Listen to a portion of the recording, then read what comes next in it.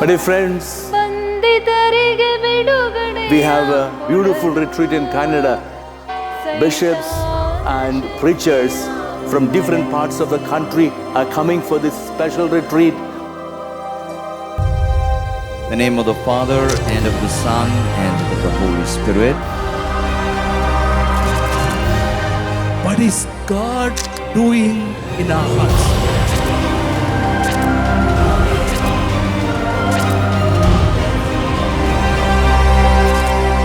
From different parts of the country are coming for this special retreat. All of you are most cordially welcome for a spiritual experience and renewal of your family life, so that peace and joy may remain in your family. Welcome, dear friends.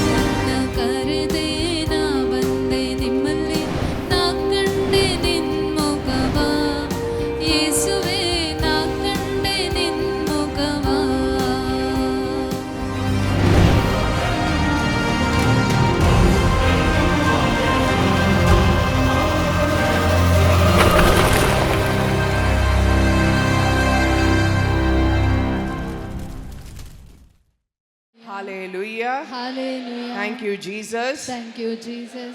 Let us all close our eyes for a moment. ಒಂದು ಕ್ಷಣ ನಾವೆಲ್ಲರೂ ನಮ್ಮ ಕಣ್ಣುಗಳನ್ನು ಮುಚ್ಚಿಕೊಳ್ಳೋಣ. When we close our eyes, we are telling God, God, there is so much that I do not see. ನಮ್ಮ ಕಣ್ಣುಗಳನ್ನು ಮುಚ್ಚಿಕೊಳ್ಳೋಣ. I am not able to see why certain things happened in my family. ನನ್ನ ಕುಟುಂಬದಲ್ಲಿ ಕೆಲವು ನಡೆದ ಸಂಗತಿಗಳನ್ನು ನನಗೆ ನೋಡಲು ಸಾಧ್ಯವಾಗುತ್ತಿಲ್ಲ. I have not been able to see the solution to my problems. ನನ್ನ ಸಮಸ್ಯೆಗಳಿಗೆ ಪರಿಹಾರ ನನ್ನಿಂದ ನೋಡಲು ಸಾಧ್ಯವಾಗುತ್ತಿಲ್ಲ. Oh God, I am not able to see a hope for the future. ಓ ದೇವರೇ, ನನ್ನ ಭವಿಷ್ಯದ ಬಗ್ಗೆ ನನಗೆ ಭರವಸೆ ನನ್ನಲ್ಲಿ ಇಲ್ಲ. Oh God, you can see me. ದೇವರೇ, ನೀವು ನನ್ನನ್ನು ನೋಡುತ್ತಿರುವಿರಿ. You know exactly where I am in life. ನನ್ನ ಜೀವಿತದಲ್ಲಿ ನಾನು ಎಲ್ಲಿ ಇದ್ದೇನೆ ಎಂಬುದಾಗಿ ನಿಮಗೆ ತಿಳಿದಿದೆ ದೇವರೇ. Lord, you know my sinful past. ಯೇಸುವೇ, ನಿಮಗೆ ತಿಳಿದಿದೆ ನನ್ನ ಹಳೆಯ ಜೀವಿತದ ಪಾಪದ ಜೀವಿತ. But God, you see that I have been made for holiness. ದೇವರೇ, ನಿಮಗೆ ತಿಳಿದಿದೆ ನಾನು ಪರಿಶುದ್ಧತೆಗಾಗಿ ನಾನು ಮಾಡಲ್ಪಟ್ಟಿದ್ದೇನೆ. Lord, you see my heart. ಪ್ರಭುವೇ, ನೀವು ನನ್ನ ಹೃದಯವನ್ನು ನೋಡುತ್ತಿದ್ದೀರಿ. And you know, God, unless I am with you, I will never be at peace. ನಿಮಗೆ ತಿಳಿದಿದೆ ಪ್ರಭುವೇ, ನಾನು ನಿಮ್ಮೊಡನೆ ಇರುವವರೆಗೂ ನನಗೆ ಶಾಂತಿ ಸಮಾಧಾನವಿಲ್ಲ. Lord, speak to me your word. ಪ್ರಭುವೇ, ನಿಮ್ಮ ವಾಕ್ಯವನ್ನು ನನ್ನೊಡನೆ ಮಾತನಾಡಿರಿ. Reveal to me what you see in my life. ನನ್ನ ಜೀವಿತದಲ್ಲಿ ನೀವು ನೋಡುವುದನ್ನು ನನಗೆ ತಿಳಿಸಿಕೊಡಿರಿ. Reveal to me the power of holiness.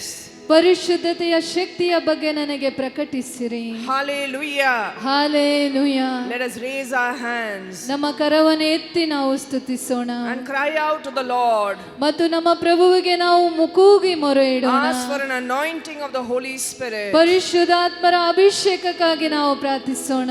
Hallelujah. Hallelujah. Hallelujah. Hallelujah. Let us invite the Holy Spirit in our midst. ನಮ್ಮ ಮಧ್ಯದಲ್ಲಿ ಪರಿಶುದ್ಧಾತ್ಮರನ್ನು ನಾವು ಸ್ವಾಗತಿಸೋಣ.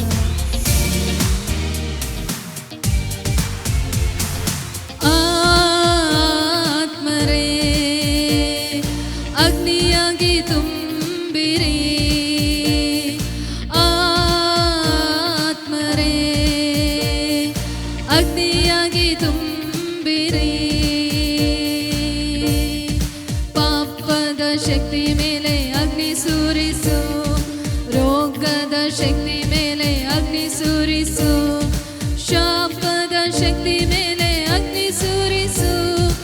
ಆತ್ಮರಾದ ದೇವರೇ ಅಗ್ನಿ ಸುರಿಸು. ಪಾಪದ ಶಕ್ತಿ ಮೇಲೆ ಅಗ್ನಿ ಸುರಿಸು. ರೋಗದ ಶಕ್ತಿ ಮೇಲೆ ಅಗ್ನಿ ಸುರಿಸು. ಶಾಪದ ಶಕ್ತಿ ಮೇಲೆ ಅಗ್ನಿ ಸುರಿಸು. ಆತ್ಮರಾದ ದೇವರೇ ಅಗ್ನಿ ಸುರಿಸು. ಆತ್ಮರೇ, ಅಗ್ನಿಯಾಗಿ ತುಂಬಿರಿ. ಆತ್ಮರೇ, ಅಗ್ನಿಯಾಗಿ ತುಂಬಿರಿ. ಪಾಪದ ಶಕ್ತಿ ಮೇಲೆ ಅಗ್ನಿ ಸುರಿಸು. ಶಕ್ತಿ ಮೇಲೆ ಅಗ್ನಿ ಸುರಿಸು, ಶಾಪದ ಶಕ್ತಿ ಮೇಲೆ ಅಗ್ನಿ ಸುರಿಸು, ಆತ್ಮರಾದ ದೇವರೇ ಅಗ್ನಿ ಸುರಿಸು, ಆತ್ಮರೇ ಅಗ್ನಿಯಾಗಿ ತುಂಬಿರಿ, ಆತ್ಮರೇ ಅಗ್ನಿಯಾಗಿ ತುಂಬಿರಿ.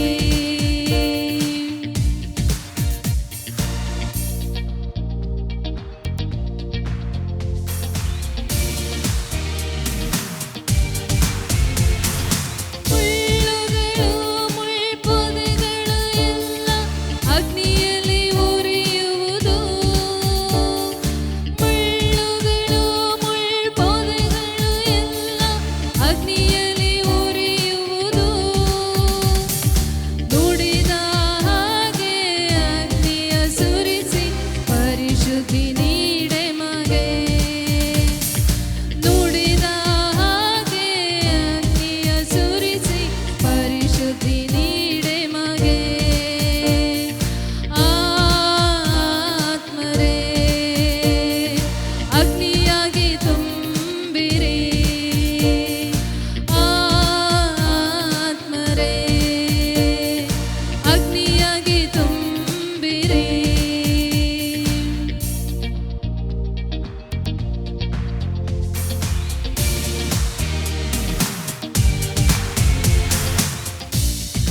ಲೋಕವು ತುಂಬ ಪಾಪಗಳಿಂದ ದೋಷವು ತುಂಬುತ್ತಿದೆ, ಲೋಕವು ತುಂಬ ಪಾಪಗಳಿಂದ ದೋಷವು ತುಂಬುತ್ತಿದೆ, ಮಾನವರೆಲ್ಲ ವಿನಾಶವೆಂಬ ನೆರಳಲ್ಲಿ ಬಾಳುತ್ತಿದೆ, ಮಾನವರೆಲ್ಲ ವಿನಾಶವೆಂಬ ನೆರಳಲ್ಲಿ ಬಾಳುತ್ತಿದೆ, ಆತ್ಮರೇ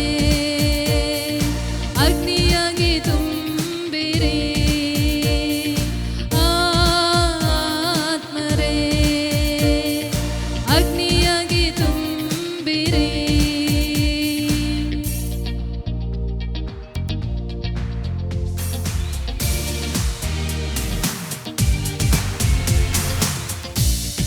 ಪಾಪದಿ ಬಂದ ದೋಷಗಳೆಲ್ಲ ನಮ್ಮನ್ನು ಆಳುತ್ತಿದೆ, ಪಾಪದಿ ಬಂದ ದೋಷಗಳೆಲ್ಲ ನಮ್ಮನ್ನು ಆಳುತ್ತಿದೆ, ಪಾಪವ ಮಾಡೋ ಪ್ರೇರಣೆ ನೀಡಿ ನಮ್ಮನ್ನು ಸೆಳೆಯುತ್ತಿದೆ,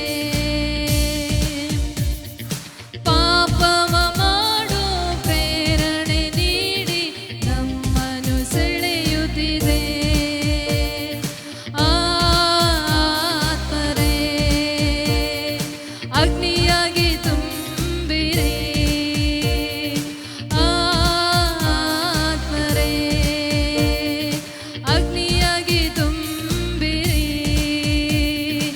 ಆತ್ಮರೇ ಅಗ್ನಿಯಾಗಿ ತುಂಬಿರಿ, ಆತ್ಮರೇ ಅಗ್ನಿಯಾಗಿ ತುಂಬಿರಿ.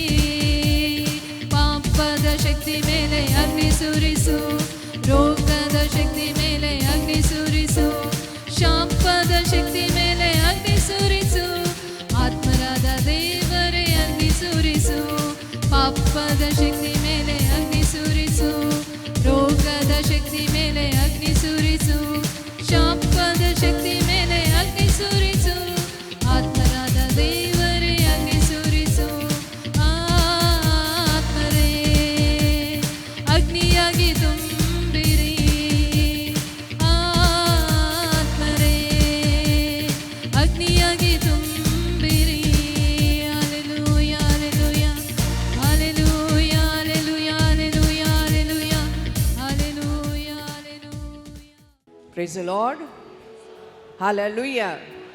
Hallelujah. Hallelujah. Friends, we're going to look at a teaching that Jesus gives us in the Gospel of Luke, chapter 11, verses 24 to 26. ಪ್ರಿಯರೇ, ನಾವು ಯೇಸು ತಿಳಿಸಿದ ಲೂಕನು ಬರೆದ 11ನೇ ಅಧ್ಯಾಯ 24ರಿಂದ 26ನೇವರೆಗೆ ನಾವು ನೋಡೋಣ. This word of God is for every one of us. ಈ ದೇವರ ವಾಕ್ಯವು ನಮ್ಮ ಪ್ರತಿಯೊಬ್ಬರಿಗಾಗಿದೆ. You have come here for a retreat. ನೀವು ಧ್ಯಾನಕ್ಕಾಗಿ ಇಲ್ಲಿ ಬಂದಿದ್ದೀರಿ. You made a decision to live a holy life. ನೀವು ಒಂದು ಪರಿಶುದ್ಧ ಜೀವಿತ ಜೀವಿಸಲು ನಿರ್ಧರಿಸಿದ್ದೀರಿ. You went for confession. ನೀವು ಪಾಪ ನಿವೇದನೆಗೆ ಹೋಗಿದ್ದೀರಿ. And now you are going back into the same old world. ನೀವು ಪುನಃ ನಿಮ್ಮ ಹಳೇ ಲೋಕಕ್ಕೆ ಹಿಂದಿರುಗಿ ಹೋಗುತ್ತಿದ್ದೀರಿ. You are going back to the same family. ನಿಮ್ಮ ಅದೇ ಕುಟುಂಬಕ್ಕೆ ನೀವು ಹೋಗುತ್ತಿದ್ದೀರಿ. You are going back to the same problems. ಅದೇ ನಿಮ್ಮ ಸಮಸ್ಯೆಗೆ ನೀವು ಹಿಂತಿರುಗಿ ಹೋಗುತ್ತಿದ್ದೀರಿ. And the Lord knows where we are in life. ದೇವರಿಗೆ ತಿಳಿದಿದೆ ನಾವು ನಮ್ಮ ಜೀವಿತದಲ್ಲಿ ಯಾವ ಸ್ಥಿತಿಯಲ್ಲಿದ್ದೇವೆ ಎಂಬುದು. And the Lord is giving us a warning. ಪ್ರಭು ನಮಗೆ ಒಂದು ಎಚ್ಚರಿಕೆಯನ್ನು ಕೊಡುತ್ತಿದ್ದಾರೆ. So let us listen to this reading from Luke 11:24 to 26. ಈ ವಾಚನವನ್ನು ನಾವು ಆಲಿಸೋಣ. ಲೂಕನು ಬರೆದ 11ನೇ ಅಧ್ಯಾಯ 24ರಿಂದ 26ರವರೆಗೆ. ಯೇಸು ಸ್ವಾಮಿ ಬೋಧನೆಯನ್ನು ಮುಂದುವರೆಸುತ್ತಾ, ದೆವ್ವವು ಒಬ್ಬ ಮನುಷ್ಯನನ್ನು ಬಿಟ್ಟು ತೊಲಗಿದ ಮೇಲೆ ನೆಲೆಯನ್ನು ಹುಡುಕುತ್ತಾ ಒಣಗಾಡಿನಲ್ಲಿ ಅಲೆದಾಡುತ್ತದೆ. ಅದಕ್ಕೆ ನೆಲೆ ಸಿಗದ ಕಾರಣ ಅದು ನಾನು ಬಿಟ್ಟು ಬಂದ ನನ್ನ ಮನೆಗೆ ಹಿಂದಿರುಗುತ್ತೇನೆ ಎಂದುಕೊಳ್ಳುತ್ತದೆ. ಅದು ಮರಳಿ ಬಂದಾಗ ಮನೆ ಗುಡಿಸಿರುವುದನ್ನು ಎಲ್ಲವೂ ಚೊಕ್ಕಟವಾಗಿರುವುದನ್ನು ಕಾಣುತ್ತದೆ. ಪುನಃ ಹೊರಟು ಹೋಗಿ ತನಗಿಂತಲೂ ಕೆಟ್ಟವುಗಳಾದ ಬೇರೆ 7 ದೆವ್ವಗಳನ್ನು ಕರೆದುಕೊಂಡು ಬರುತ್ತದೆ. ಅವು ಆ ಮನುಷ್ಯನ ಒಳಹೊಕ್ಕು ನೆಲೆಸುತ್ತವೆ. ಕೊನೆಗೆ ಅವನ ಪರಿಸ್ಥಿತಿ ಪೂರ್ವ ಸ್ಥಿತಿಗಿಂತಲೂ ಅಧೋಗತಿಗೆ ಇಳಿಯುತ್ತದೆ ಎಂದರು. This is the gospel of the Lord Jesus Christ. ಪ್ರಭುವಿನ ವಾಕ್ಯವಿದು. ದೇವರಿಗೆ ಕೃತಜ್ಞತೆ ಸಲ್ಲಲಿ. Friends, do you know the meaning of the word gospel? ಪ್ರಿಯರೇ, ನಮಗೆ ಶುಭ ಸಂದೇಶ ಎಂಬ ಪದದ ಅರ್ಥ ತಿಳಿದಿದೆಯಾ? It means good news. ಅದೆಂದರೆ ಒಳ್ಳೆಯ ಸಂದೇಶ ಎಂದು ಅರ್ಥ. The Lord is telling us this reality and He is calling it good news. ದೇವರಿಗೆ ತಿಳಿದಿದೆ ಇದರ ಸತ್ಯತೆ, ಇದನ್ನೇ ಹೇಳುತ್ತಾರೆ ಒಳ್ಳೆಯ ಸುದ್ದಿ ಎಂಬುದಾಗಿ. Now you are here in this retreat center. ನೀವು ಈಗ ಈ ಧ್ಯಾನದ ಮಂದಿರದಲ್ಲಿದ್ದೀರಿ. Early morning you wake up and you are praising God along with some beautiful musicians. ಬೆಳಿಗ್ಗೆ ಮುಂಜಾನೆ ಸಮಯದಲ್ಲಿ ನೀವು ಎದ್ದು ಒಂದು ಒಳ್ಳೆಯ ಹಾಡುಗಾರರೊಂದಿಗೆ ವಾದ್ಯಗಾರರೊಂದಿಗೆ ಸೇರಿ ನೀವು ದೇವರನ್ನು ಸ್ತುತಿಸುತ್ತೀರಿ. And you are listening to the word of God the whole day. ಇಡೀ ದಿನ ನೀವು ದೇವರ ವಾಕ್ಯವನ್ನು ಆಲಿಸುತ್ತೀರಿ. And the word of God is encouraging your heart. ನಿಮ್ಮ ಹೃದಯವನ್ನು ದೇವರ ವಾಕ್ಯವು ಉತ್ತೇಜನಗೊಳಿಸುತ್ತಿದೆ. The word of God is encouraging you not to go back to sin. ದೇವರ ವಾಕ್ಯವು ನೀವು ಪುನಃ ಪಾಪದಲ್ಲಿ ಬೀಳದಂತೆ ನಿಮ್ಮನ್ನು ಉತ್ತೇಜಿಸುತ್ತಿದೆ. You are experiencing the healing love of God. ದೇವರ ಗುಣಪಡಿಸುವ ಆ ಪ್ರೀತಿಯನ್ನು ನೀವು ಅನುಭವಿಸುತ್ತಿದ್ದೀರಿ. Tomorrow by this time your retreat is over. ನಾಳೆ ಇದೇ ಸಮಯಕ್ಕೆ ಈ ಧ್ಯಾನವು ಮುಗಿದು ಹೋಗಬಹುದು. And then you will go back to your own house. ಮತ್ತು ನಿಮ್ಮ ಅದೇ ಮನೆಗೆ ನೀವು ಹಿಂತಿರುಗಿ ಹೋಗುತ್ತೀರಿ. And you will be listening to people speaking words to you. ಮತ್ತು ನೀವು ಮನುಷ್ಯರು ಮಾತನಾಡುವ ಮಾತುಗಳನ್ನು ನೀವು ಕೇಳಿಸಿಕೊಳ್ಳುತ್ತೀರಿ. And those words may not encourage you. ಆ ಮಾತುಗಳು ನಿಮಗೆ ಧೈರ್ಯವನ್ನು ಕೊಡದೇ ಇರಬಹುದು. There will be people who will want to bring you down. ಕೆಲವೊಂದು ಜನರಿರಬಹುದು ನಿಮ್ಮನ್ನು ಕೆಳಗೆ ಇಳಿಸಲು ಬಯಸುತ್ತಿರಬಹುದು. There will be circumstances that will lead you to sin. ಕೆಲವೊಂದು ಸಂದರ್ಭಗಳು ನೀವು ಪಾಪ ಮಾಡುವಂತೆ ನಿಮ್ಮನ್ನು ಪ್ರೇರೇಪಿಸುತ್ತಿರಬಹುದು. And when you go back from here, ನೀವು ಯಾವಾಗ ಇಲ್ಲಿಂದ ಹೋಗುತ್ತೀರೋ, if you go back to your old habits, ನಿಮ್ಮ ಹಳೆಯ ಅಭ್ಯಾಸಕ್ಕೆ ನೀವು ಹೋಗುವುದಾದರೆ 7 more spirits will come to you. 7 ಅದೇ ದೆವ್ವಗಳು ಪುನಃ ನಿಮ್ಮಲ್ಲಿಗೆ ಬರುತ್ತವೆ. You will become discouraged and depressed. ನೀವು ಅಧೈರ್ಯಕ್ಕೆ ಒಳಗಾಗಿ ಖಿನ್ನತೆಗೆ ನೀವು ಒಳಗಾಗುತ್ತೀರಿ. Jesus is telling us there is is a possibility of we falling back. ಯೇಸು ಸ್ವಾಮಿ ತಿಳಿಸುತ್ತಾರೆ, ಈ ಸಂದರ್ಭಗಳು ಇವೆ, ನೀವು ಪುನಃ ಪಾಪದಲ್ಲಿ ಬೀಳುವುದು. But it is good news for two reasons. ಆದರೆ ಎಂದು ಒಳ್ಳೆಯ ಸುದ್ದಿ ಎರಡು ಕಾರಣಗಳಿಗಾಗಿ. Firstly, because God understands the reality of sin in this world. ಮೊದಲನೆಯದಾಗಿ ದೇವರಿಗೆ ತಿಳಿದಿದೆ ಈ ಲೋಕದ ಪಾಪದ ಜೀವಿತ. When Jesus called us to be holy, he was not unrealistic of what our life is. ಯಾವಾಗ ಯೇಸು ನಾವು ಪರಿಶುದ್ಧರಾಗಿ ಜೀವಿಸಲು ಕರೆ ಹೊಂದಿದರೋ ಅವರಿಗೆ ಈ ಪರಿಶುದ್ಧತೆ ಜೀವಿಸುವ ಸತ್ಯತೆ ತಿಳಿದಿತ್ತು. Jesus knows this world. ಯೇಸು ಸ್ವಾಮಿಗೆ ತಿಳಿದಿದೆ ಈ ಲೋಕ ಹೇಗಿದೆ. He knows your life. ಅವರಿಗೆ ತಿಳಿದಿದೆ ನಿನ್ನ ಜೀವಿತ ಹೇಗಿದೆ. He knows your weaknesses. ನಿನ್ನ ಬಲಹೀನತೆ ಅವರಿಗೆ ತಿಳಿದಿದೆ. And still Jesus is telling you, you have to live a holy life. ಆದರೂ ಸಹ ಯೇಸು ತಿಳಿಸುತ್ತಿದ್ದಾರೆ, ನೀವು ಒಂದು ಪರಿಶುದ್ಧ ಜೀವಿತ ಜೀವಿಸಬೇಕು. There's a second reason for this to be a good news. ಎರಡನೆಯ ಕಾರಣ ಒಂದು ಒಳ್ಳೆಯ ಸಂದೇಶ ಎಂದು ಹೇಳಲು. Before Jesus tells us about the problem, he gives us the solution. ಯೇಸು ಸ್ವಾಮಿ ಸಮಸ್ಯೆಯನ್ನು ಕೊಡುವ ಮುಂಚೆ ಅದಕ್ಕೆ ಪರಿಹಾರವನ್ನು ಸಹ ಸೂಚಿಸುತ್ತಾರೆ. The same gospel, same chapter. ಅದೇ ಶುಭ ಸಂದೇಶ ಅದೇ ಅಧ್ಯಾಯದಲ್ಲಿ Luke 11:9-13. ಲೂಕನು ಬರೆದ 11ನೇ ಅಧ್ಯಾಯ 9ರಿಂದ 13ರವರೆಗೆ ನೋಡುವಾಗ Jesus says, ask and you will receive the Holy Spirit. ಯೇಸು ಸ್ವಾಮಿ ತಿಳಿಸುತ್ತಾರೆ, ಕೇಳಿರಿ ನೀವು ಪರಿಶುದ್ಧಾತ್ಮರನ್ನು ಹೊಂದುತ್ತೀರಿ. The only way for you and me to live in the power of God and the power of holiness is the Holy Spirit. ಒಂದೇ ಒಂದು ಮಾರ್ಗ, ನೀವು ಪರಿಶುದ್ಧ ಜೀವಿತದಲ್ಲಿ ಪರಿಶುದ್ಧ ಮಾರ್ಗದಲ್ಲಿ ಜೀವಿಸಲು ಎಂದರೆ ಪರಿಶುದ್ಧಾತ್ಮರನ್ನು ಹೊಂದಿಕೊಳ್ಳುವುದು. Every one of us are human beings. ನಾವೆಲ್ಲರೂ ಮನುಷ್ಯರಾಗಿದ್ದೇವೆ. Nobody is more special than others. ಯಾರು ಸಹ ಒಬ್ಬರಿಗಿಂತ ದೊಡ್ಡವರು ಇಲ್ಲವೇ ವಿಶೇಷವಾಗಿ ನಾವು ಇಲ್ಲ. You could be sitting here and thinking, oh, these people are from Pota, so they can be holy. ನೀವು ಇಲ್ಲಿ ಕುಳಿತು ಯೋಚಿಸುತ್ತಿರಬಹುದು, ಇವರು ಪೋಟಾದಲ್ಲಿದ್ದಾರೆ, ಪರಿಶುದ್ಧರಾಗಿ ಜೀವಿಸುತ್ತಿದ್ದಾರೆ ಎಂಬುದಾಗಿ ಭಾವಿಸಬಹುದು. The God who created you is a God who created every one of us. ನಿಮ್ಮನ್ನು ಸೃಷ್ಟಿಸಿದ ದೇವರು ನಮ್ಮನ್ನು ಪ್ರತಿಯೊಬ್ಬರನ್ನು ಸೃಷ್ಟಿಸಿದ್ದಾರೆ. And he knows there is only one thing good for each one of us. ಮತ್ತು ದೇವರಿಗೆ ತಿಳಿದಿದೆ ಒಂದು ವಿಷಯ ಮಾತ್ರ ಎಲ್ಲರಿಗೂ ಒಳ್ಳೆಯದಾಗಿರುವುದು. And that is that we should live life in holiness. ಅದಾಗಿದೆ ನಾವು ಪರಿಶುದ್ಧತೆಯಲ್ಲಿ ಜೀವಿಸುವುದು. A life of holiness is a life where we are connected to God. ಪರಿಶುದ್ಧ ಜೀವಿತ ಎಂದರೆ ನಾವು ದೇವರೊಂದಿಗೆ ಸಂಪರ್ಕ ಹೊಂದಿರುವುದಾಗಿದೆ. If you are not connected to God, ಒಂದು ವೇಳೆ ನೀವು ದೇವರೊಂದಿಗೆ ಸಂಬಂಧದಲ್ಲಿ ಇರದೆ ಹೋದರೆ you will be a weak human being. ನೀನು ಒಂದು ಬಲಹೀನನಾದ ಮನುಷ್ಯನಾಗಿದ್ದೀ. You will be separated from God. ನೀನು ದೇವರಿಂದ ಬೇರ್ಪಟ್ಟು ಹೋಗುತ್ತಿ.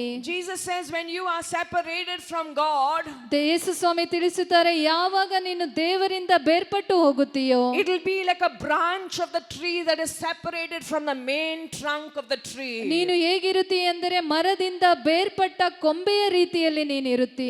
You break a branch from a tree.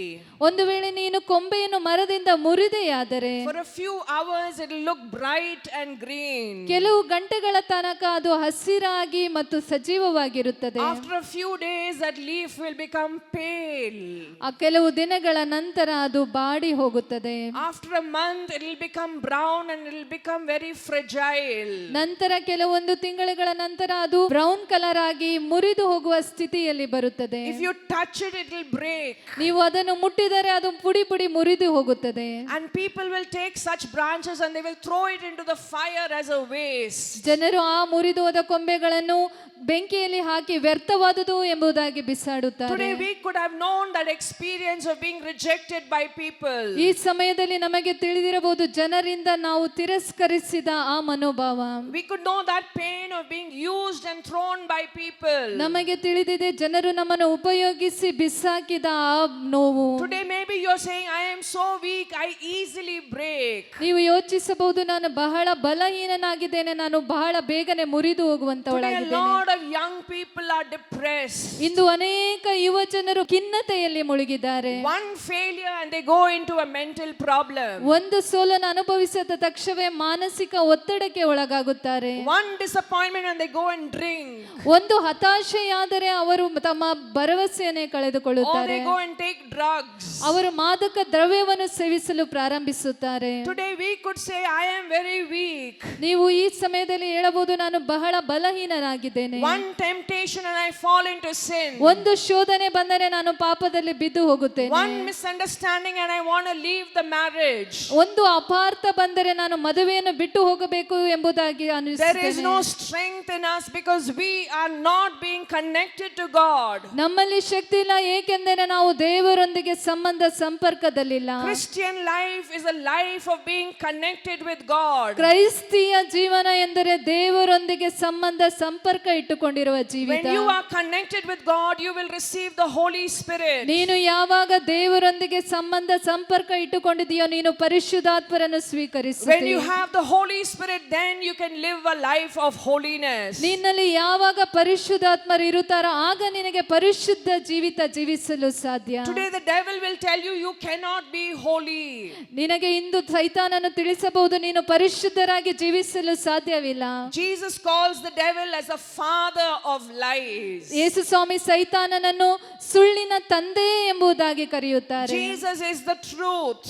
Yesu Swami ಸತ್ಯವಾಗಿದ್ದಾರೆ. And the Lord is telling you in truthfulness, you are made for holiness. ಆದರೆ ಇಂದು ಪ್ರಭುವು ಸತ್ಯತೆಯಲ್ಲಿ ನಿಮಗೆ ತಿಳಿಸುತ್ತಿದ್ದಾರೆ, ನೀನು ಪರಿಶುದ್ಧತೆಗಾಗಿ You ಸೃಷ್ಟಿಸಲ್ಪಟ್ಟಿದ್ದೀ. are made to be connected to God. ನೀನು ದೇವರೊಂದಿಗೆ ಸಂಬಂಧ ಸಂಪರ್ಕ ಹೊಂದುವುದಕ್ಕಾಗಿ ನೀನು ಸೃಷ್ಟಿಸಲ್ಪಟ್ಟಿದ್ದೀ. This is why Jesus came to the world. ಇದಕ್ಕಾಗಿಯೇ ಯೇಸು ಸ್ವಾಮಿ ಈ ಲೋಕಕ್ಕೆ ಬಂದಿರುವುದು. The Gospel of Matthew chapter 3 verse 11. 3ನೇ ಅಧ್ಯಾಯ 11ನೇ ವಚನ. The word of God says, ದೇವರ ವಾಕ್ಯ ತಿಳಿಸುತ್ತದೆ, why Jesus is coming to us.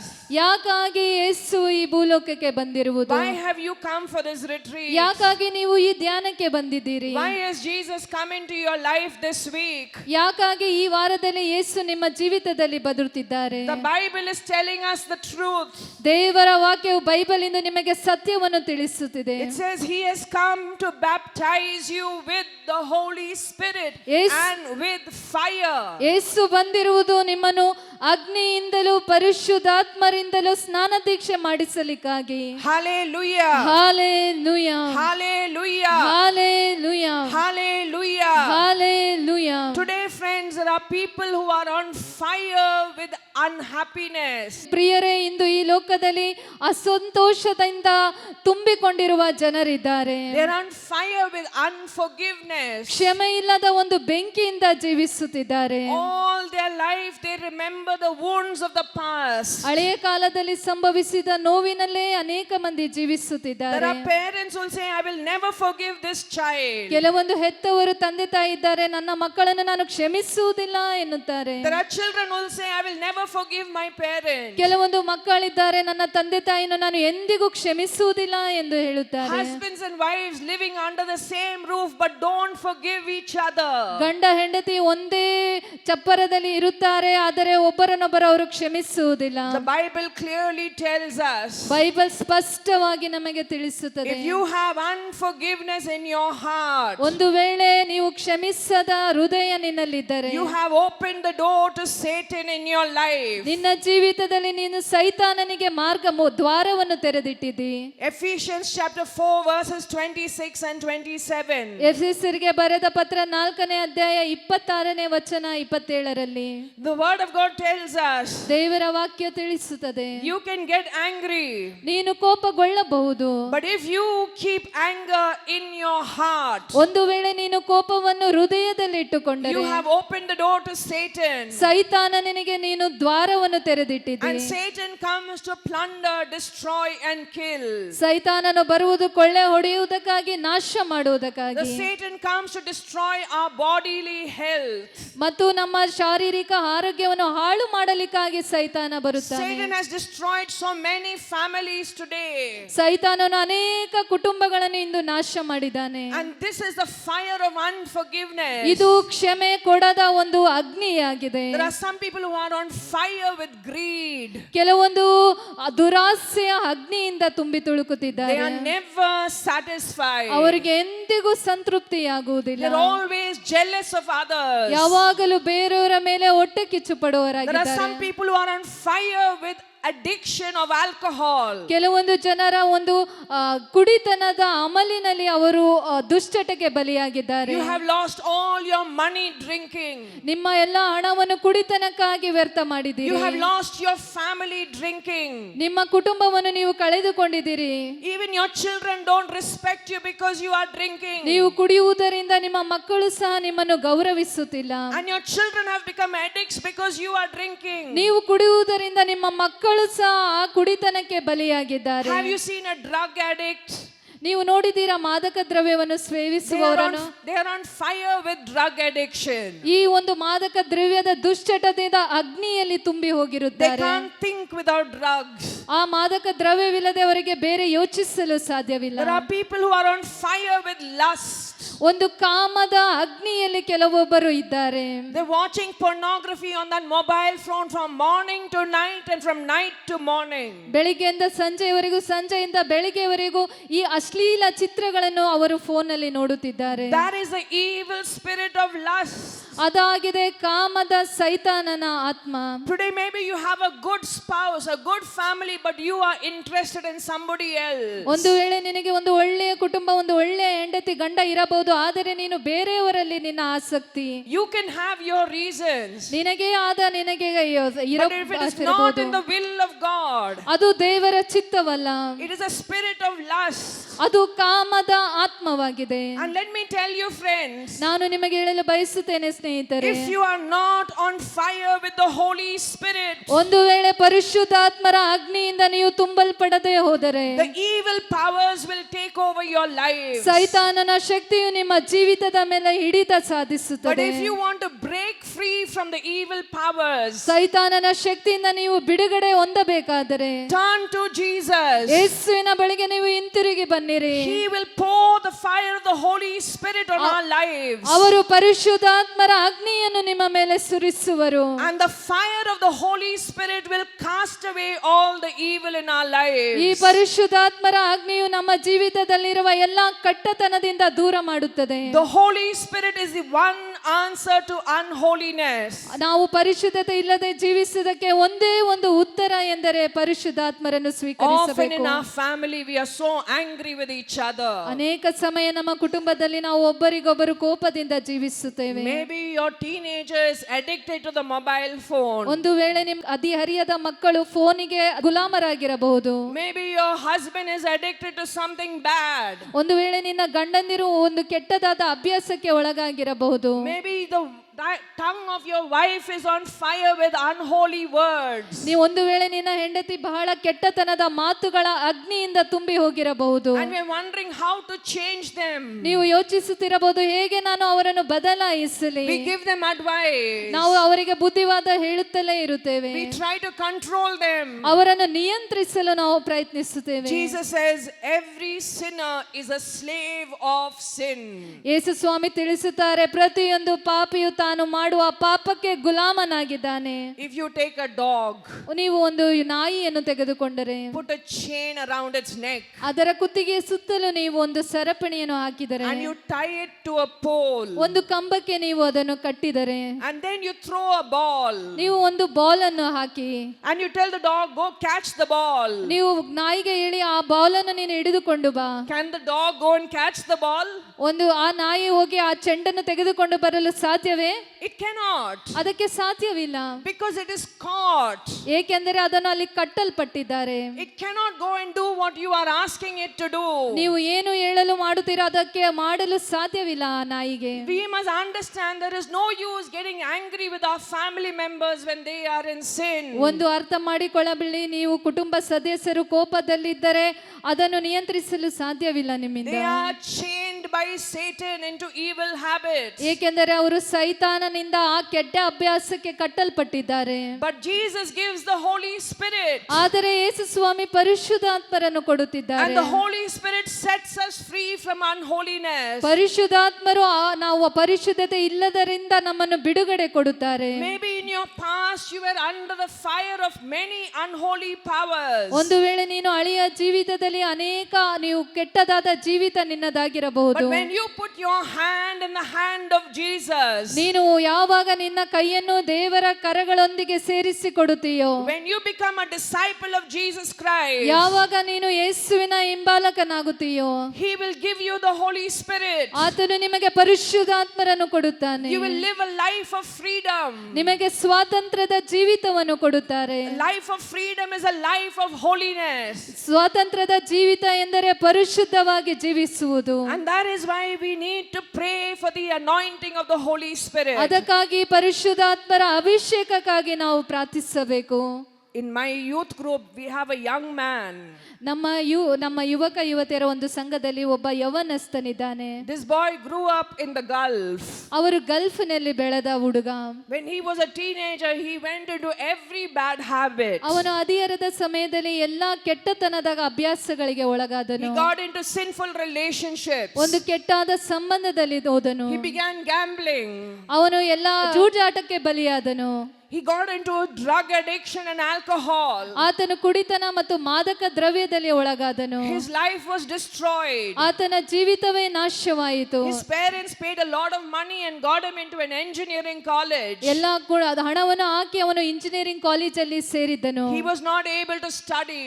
ಆತನಿಗೆ ಓದಲು ಸಾಧ್ಯವಾಗುತ್ತಿರಲಿಲ್ಲ. When addiction comes, your brain stops working. ಯಾವಾಗ ನೀನು ದುಶ್ಚಟಕ್ಕೆ ಬಲಿಯಾಗುತ್ತೀಯೋ ನಿನ್ನ ಮೆದುಳು ಕೆಲಸ ಮಾಡಲು ನಿಂತು ಹೋಗುತ್ತದೆ. His mother used to cry and pray for him every day. ಅವನ ತಾಯಿಯು ಪ್ರತಿದಿನವೂ ಅಳುತ್ತಾ ಅವನಿಗಾಗಿ ಪ್ರಾರ್ಥಿಸುತ್ತಿದ್ದಳು. She came here for a retreat. ಆಕೆಯು ಇಲ್ಲಿ ಧ್ಯಾನಕ್ಕಾಗಿ ಬಂದಳು. For 8 months after the retreat, she was praying daily for him to be anointed with the Holy Spirit. 8 ತಿಂಗಳ ಕಾಲ ತನ್ನ ಮಗನು ಪರಿಶುದ್ಧಾತ್ಮರಿಂದ ತುಂಬಿಸಲ್ಪಡುವುದಕ್ಕಾಗಿ ಪ್ರಾರ್ಥಿಸಿದಳು. One night when he was on a computer doing some gambling, ಒಂದು ರಾತ್ರಿ ಅವನು ಕಂಪ್ಯೂಟರ್ನಲ್ಲಿ ಈ ಜೂಜಾಟದ ಕೆಲಸವನ್ನು ಮಾಡುತ್ತಿರುವಾಗ he suddenly felt a deep pain in his heart.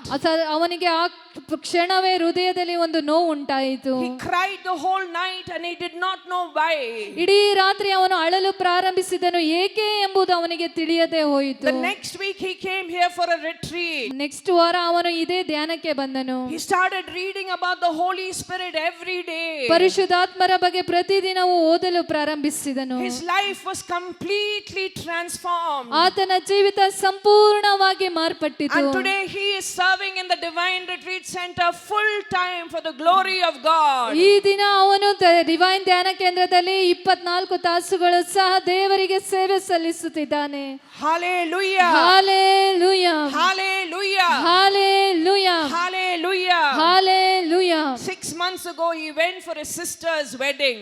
6 ತಿಂಗಳ ಹಿಂದೆ ಅವನು ತನ್ನ ಸಹೋದರಿಯ ಮದುವೆಗಾಗಿ ಹೋದನು. And everyone there was drinking alcohol. ಅಲ್ಲಿ ಎಲ್ಲರೂ ಕುಡಿತನದಲ್ಲಿ ಕುಡಿಯುತ್ತಾ ಇದ್ದರು. And it was the best alcohol. ಅದು ಮತ್ತು ಒಳ್ಳೆಯ ಒಂದು ಡ್ರಿಂಕ್ಸ್ ಆಗಿತ್ತು. But he told them, I cannot touch alcohol. ಮತ್ತು ಅವನು ತಿಳಿಸಿದ, ಈ ಆಲ್ಕೋಹಾಲ್ ಅನ್ನು ಮುಟ್ಟಲು ನನಗೆ ಸಾಧ್ಯವಿಲ್ಲ. Because I have tasted the sweetness of Jesus Christ. ಏಕೆಂದರೆ ನಾನು ಯೇಸುವಿನ ಮಾಧುರ್ಯವನ್ನು ನಾನು ಸವಿದು ನೋಡಿದ್ದೇನೆ. Hallelujah. Hallelujah. Hallelujah. Hallelujah. Hallelujah. Hallelujah. A girl came here for retreat. ಒಬ್ಬ ಹುಡುಗಿ ಈ ಧ್ಯಾನಕ್ಕಾಗಿ ಇಲ್ಲಿ ಬಂದಳು. She told me that from the age of 6 she was sexually abused. ಆಕೆಯು ಸಿಸ್ಟರ್ಗೆ ತಿಳಿಸಿದಳು, 6ನೇ ವಯಸ್ಸಿನಿಂದ ನಾನು ಈ ಒಂದು ಲೈಂಗಿಕ ಕ್ರಿಯೆಗಳಿಗೆ ಒಳಗಾದೆ. She was very angry with God. ದೇವರೊಂದಿಗೆ ಬಹಳ ಕೋಪವಾಗಿದ್ದಳು. She was angry with those people in her own family who abused her. ಯಾರೆಲ್ಲ ಆಕೆಯನ್ನು ಲೈಂಗಿಕವಾಗಿ ದುರುಪಯೋಗ ಪಡಿಸಿದರೋ ಆ ಎಲ್ಲ ಸದಸ್ಯರ ಮೇಲೆ ಆಕೆಗೆ ಕೋಪವಿತ್ತು. When she was about 14, she got into a lot of sinful relationships. 14 ವರ್ಷದಲ್ಲಿದ್ದಾಗ ಆಕೆ ಅನೇಕ ತಪ್ಪಾದ ಸಂಬಂಧಗಳಲ್ಲಿ ಮುಳುಗಿದಳು. And then some of her relations brought her here for retreat. ಆಕೆಯ ಸಂಬಂಧಿಕರು ಇಲ್ಲಿ ಧ್ಯಾನಕ್ಕಾಗಿ ಆಕೆಯನ್ನು ಕರೆದು ತಂದರು. When she came to me for counseling, the only thing she did was to cry and cry and cry.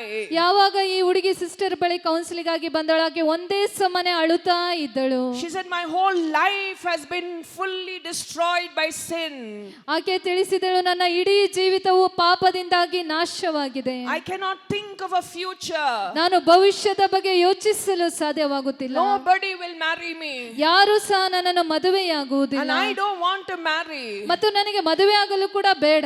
I do not even trust myself. ಏಕೆಂದರೆ ನನ್ನನ್ನೇ ನಾನು ವಿಶ್ವಾಸಿಸುತ್ತಿಲ್ಲ. I gave her one Bible verse. ನಾನು sister ಅವರಿಗೆ ಒಂದು Bible ವಾಕ್ಯ ಕೊಟ್ಟರು. The second letter of Saint Paul to the Corinthians. ಎರಡನೆಯ ಕೊರಿಂಥ ಸಂತ ಪೌಲನು ಬರೆದದ್ದು. Chapter 5 verse 17. 5ನೇ ಅಧ್ಯಾಯ 17ನೇ ವಚನ. The word of God says, ದೇವರ ವಾಕ್ಯ ತಿಳಿಸುತ್ತದೆ, if anyone is in Christ, they become a new creation. ಯಾರು ಯೇಸುವಿನಲ್ಲಿ ಇದ್ದಾರೋ ಆತನು ನೂತನ ಸೃಷ್ಟಿಯಾಗುತ್ತಾನೆ. The old is past and the new has come. ಹಳೆಯದು ಅಳಿದು ಹೋಯಿತು, ಈಗೋ ಹೊಸದು ರೂಪ ತಳೆದಿದೆ. I told her, you go to the chapel and put your life in Christ. ನಾನು ಸಿಸ್ಟರ್ ತಿಳಿಸಿದರೆ, ನೀನು ಚಾಪಲ್ಗೆ ಹೋಗಿ ಅಲ್ಲಿ ನಿನ್ನ ಜೀವಿತವನ್ನು ಯೇಸುವಿಗೆ ಸಮರ್ಪಿಸು. The painful past, give it to Jesus in prayer. ಆ ಹಳೆಯ ಜೀವಿತದ ನೋವನ್ನು ನೀನು ಯೇಸುವಿಗೆ ಪ್ರಾರ್ಥನೆಯಲ್ಲಿ ಸಮರ್ಪಿಸು. I told her, go daily for the Holy Mass. ಪ್ರತಿದಿನವೂ ನೀನು ಬಲಿ ಪೂಜೆಗೆ ಹೋಗು. The Holy Mass is the most powerful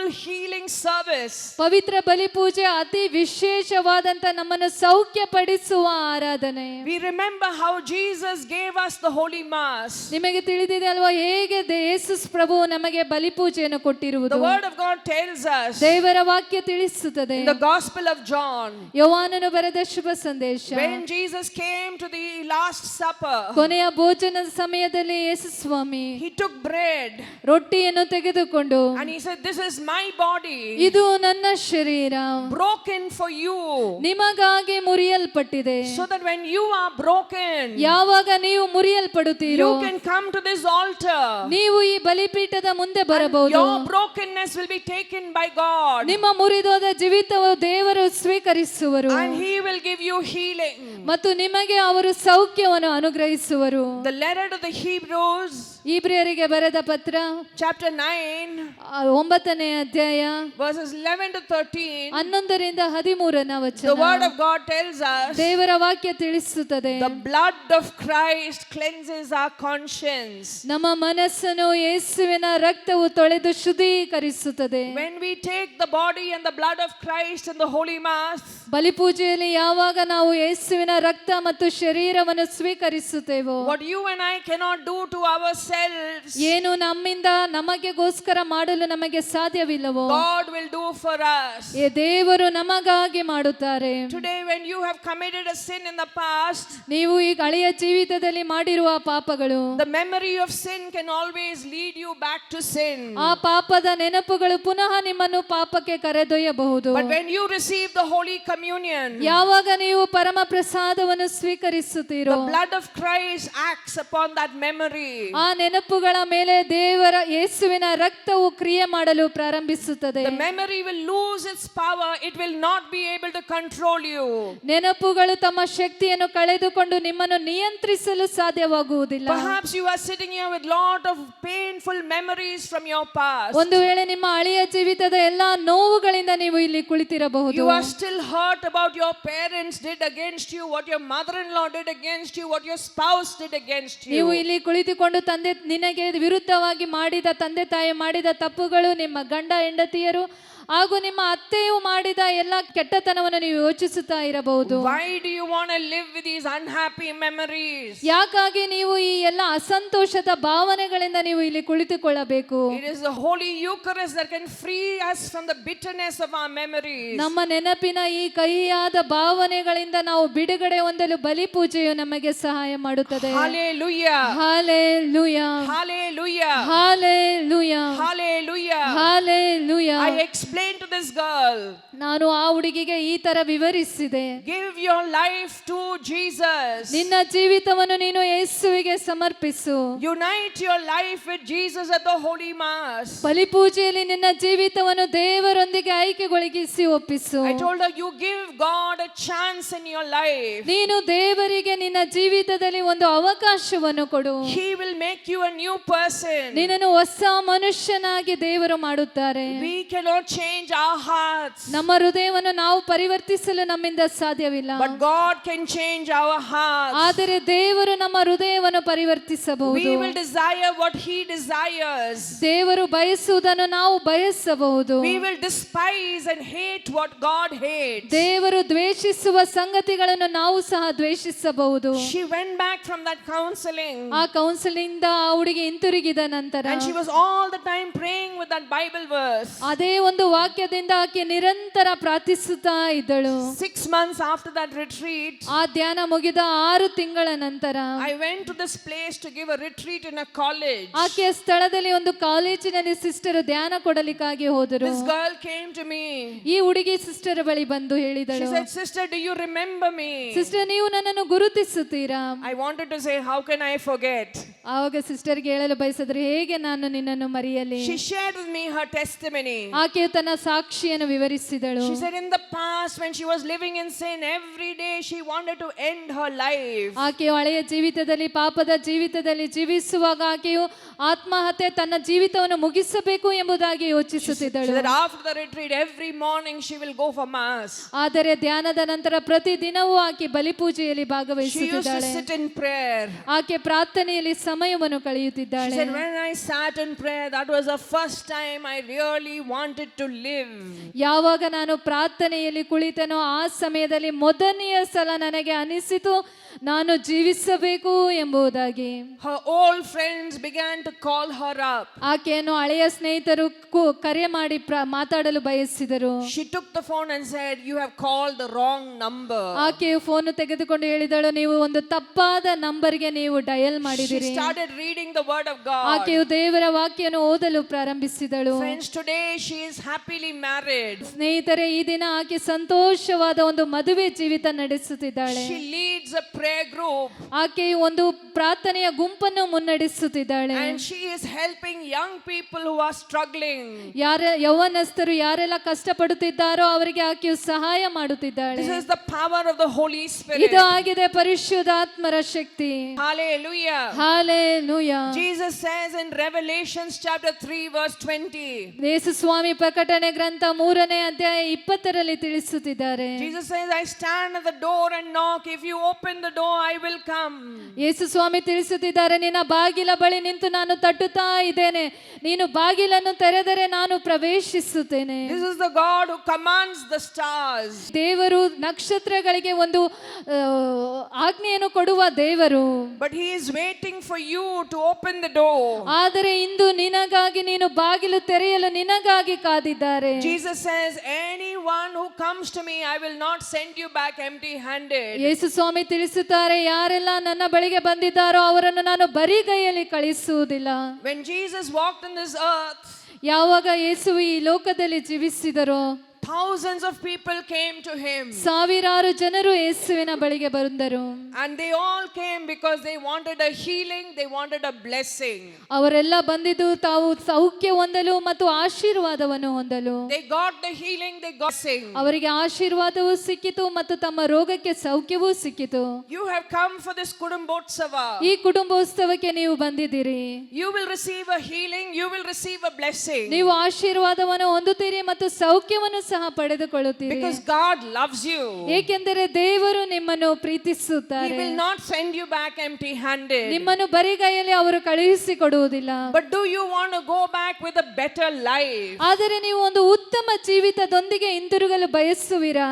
There was one set of people and they were the crowds. They came only for a blessing. ಅಲ್ಲಿ ಒಂದು ರೀತಿಯಾದ ಒಂದು ಗುಂಪು ಇತ್ತು, ಅದು ಕೇವಲ ಯೇಸುವಿನಿಂದ ಆಶೀರ್ವಾದ ಹೊಂದಲು ಬಂದದ್ದು. But there was another group of people. ಆದರೆ ಇನ್ನೊಂದು ಗುಂಪು ಇತ್ತು. And they are called the disciples. ಅವರು ಶಿಷ್ಯರು ಎಂಬುದಾಗಿ ಕರೆಯಲ್ಪಟ್ಟವರು. The disciples are those who wanted to be with Jesus. ಈ ಶಿಷ್ಯರು ಯಾರೆಂದರೆ ಯೇಸುವಿನೊಂದಿಗೆ ಸಂಚರಿಸಲು ಬಯಸಿದವರು. They wanted to be connected to Jesus. ಅವರು ಯೇಸುವಿನೊಂದಿಗೆ ಸಂಬಂಧ ಅಂಟಿಕೊಂಡಿರಲು ಬಯಸಿದವರು. And it is to the disciples that Jesus gave the promise.